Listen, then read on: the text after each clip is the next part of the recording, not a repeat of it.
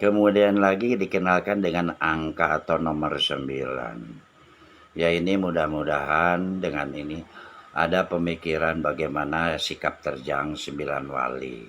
Atau mungkin juga seperti yang kami sampaikan 8 penjuru dunia arah mata angin. Yang kesembilannya adalah bahwa Allah selalu mengawasi, ya pusar ya semacam itu.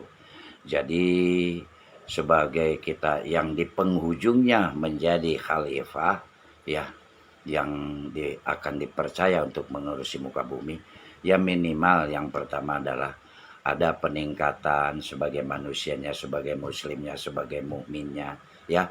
Nah, nanti selebihnya Allah yang akan mengajar. Jadi kira-kira seperti itu ya untuk memahami nomor atau angka agar lebih dekat lagi kepada Allah. Wassalamualaikum warahmatullahi wabarakatuh.